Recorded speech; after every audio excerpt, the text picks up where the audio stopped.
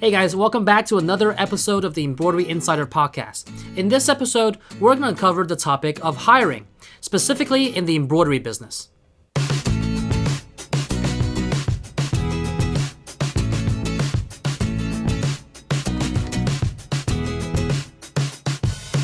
So before we get started, make sure to like, subscribe, and rate this podcast if you haven't done so already to stay up to date with the latest content. In this first hiring episode, we're going to specifically cover the topic of how to hire an embroidery operator. Now, a lot of people ask about this topic in our Facebook groups, so I will go over some FAQs and tips on what to look for when hiring an embroidery operator, such as when to look for one, when's the right time to hire, and what are the qualifications that you should be looking for. I also want to mention that if you want to learn more about how to hire for your embroidery business, we do have an in-depth blog covering this topic. That link is somewhere in the description below, so make sure to check that out. Also, if you do want to learn more about how to hire for different positions that are related to the embroidery business, such as graphic designers or digitizers, do let us know in the comments and we'll make a future episode about that topic. Alright, so let's get started. The first question that you should be asking when looking for an embroidery operator is, when is it time to get help? And the easy answer is when you're spending too much time on production rather than investing time in growing your business. The rule of thumb that I want you guys to follow is spend at least 30% of your time investing back into the business to grow it further by acquiring new clients. So if you're not spending at least 30% of your time in that aspect of your daily operations, you should be looking to get some help on running the production aspect so you can focus on growing your business. You should be spending at least a few hours a day acquiring new clients or doing business development work instead of being bogged down by production. So if you're finding that you have more machine power than you have the time for, it's probably best to invest in help in an embroidery machine operator to help along with production while you invest time in growing your business. The second thing that you should probably know is what is the job description or what is the embroidery operator responsible for. Usually, embroidery operators are responsible for things such as inventory. So keeping an accurate count of your blank apparel, if you have those in stock, different supplies, making sure that they have the right count so you don't lose track of inventory and know what you have on hand. Also, things such as working with different digitizers to make sure that the samples come out correctly or that the file is digitized properly and up to you or your client's specifications.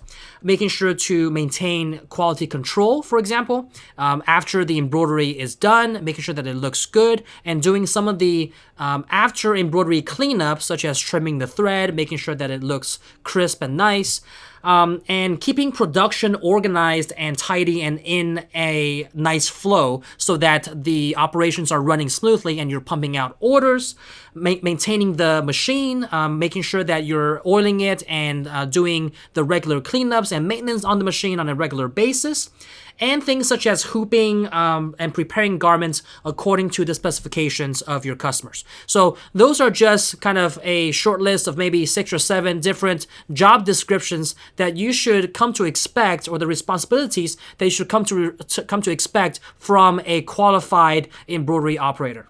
So usually when you look for an embroidery operator, you want to look for someone with some kind of experience so that they know the different techniques or the proper techniques to use for different types of fabrics. For example, what type of backing or needle to use when embroidering a particular type of garment.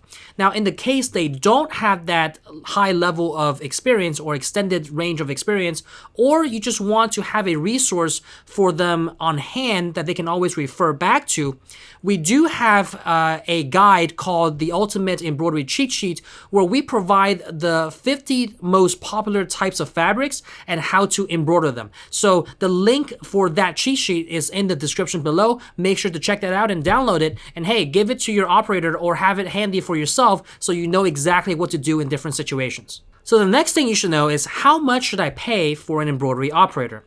Now, obviously, the answer to that question will depend on the embroidery operator's level of experience. What we found is that in general, the range for embroidery operators will be between $11 to $17 per hour, depending on where you're located and the level of experience of the operator. And obviously, what they'll be doing, what you want them to be responsible for in day-to-day operations. For someone with little to no experience or someone that you have to train a lot, probably somewhere between $11 to $13 would make sense. For someone with 1 to 2 years of embroidery experience, maybe in a prior shop, somewhere between $13 to $15 would probably make sense, and also that will range depending on what they're responsible for on a day-to-day basis.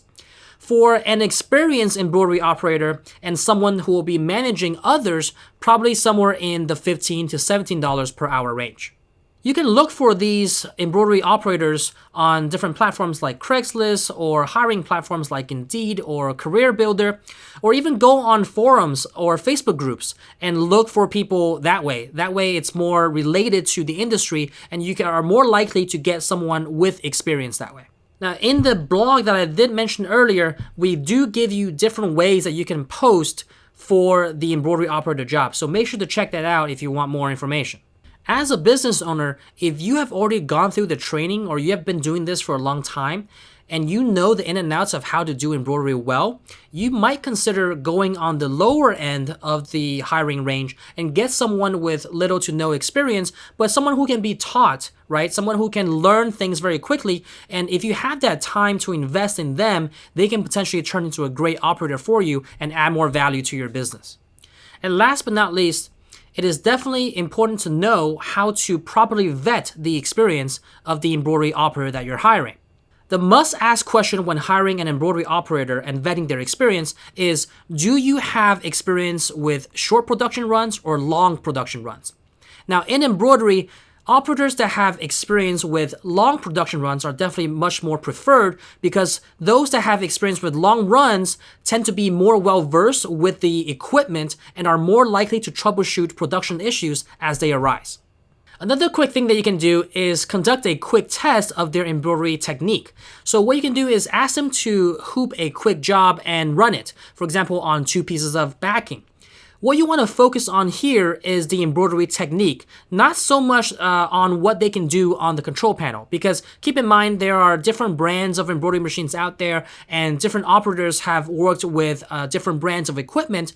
And while each one has their nuances, the control panel and the actual buttons and screen is not what's hard to learn. What's harder to learn and has that learning curve is the actual embroidery technique. So what you want to focus on in your mini test is their embroidery technique, what they know about backing, and see how they're hooping the garment for proper embroidery and making sure that it runs properly. Other questions that are more focused on soft skills or personality questions that you can ask are things such as, how do you deal with a tight deadline? Or how do you react under pressure? Or if there is a customer that has to have a quicker turnaround.